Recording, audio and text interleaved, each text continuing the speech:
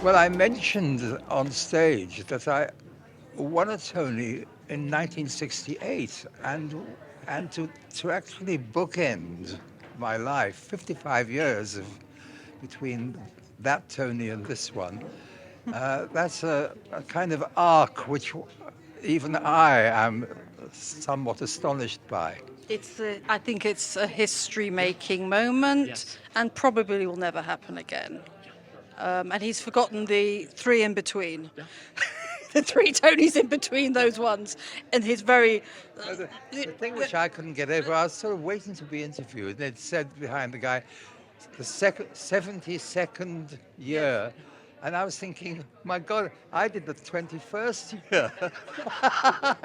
God, I've been around a while. Okay, yeah. What this has meant to you as a producer to produce this incredible piece of work.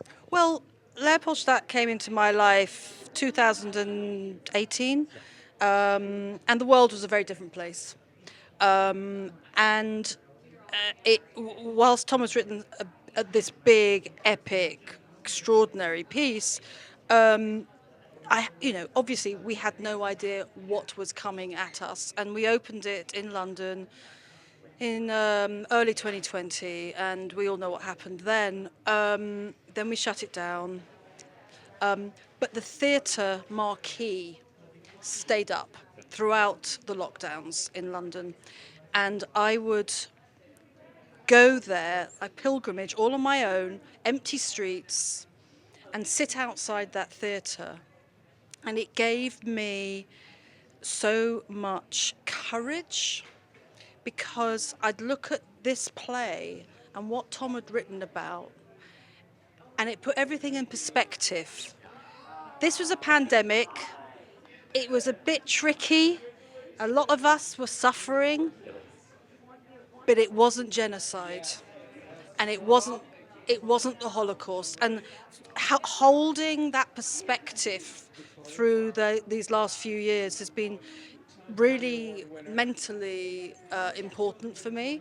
And then we brought it back. It was even better post-pandemic. It was stronger, it was richer, it was more resonant. And we knew we had to get it to New York as quickly as possible, because we always believed that this play would actually find its natural home in this city. And I'm very grateful to say we were right, because the audiences here continue to write to us, stop us, and say thank you. Thank you for telling our story. Thank you for telling a story that I can introduce my family to, so that they understand my story. And so this Tony's for them.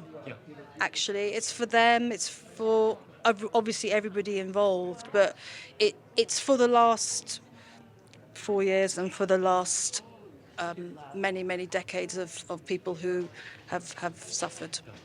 Tom, for you, sitting to watch how this beautiful cast, what they give to an audience every night at the theater, what that means to you.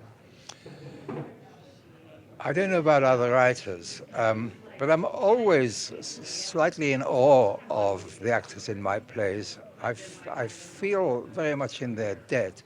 In the case of this play, there's an extra layer to this, because the cast as a whole, they bonded in a certain strong sense.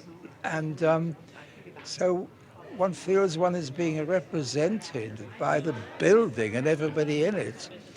So I sit there just conscious that I'm privileged to just be in a seat and watch these people giving their all and being as accurate as they possibly can. And they take their job in this play very seriously. They it's an ensemble piece, so it's not that anybody has the leading moment, but they are doing this because they all as a collective believe that this story matters, and they want to communicate Tom's words to the world.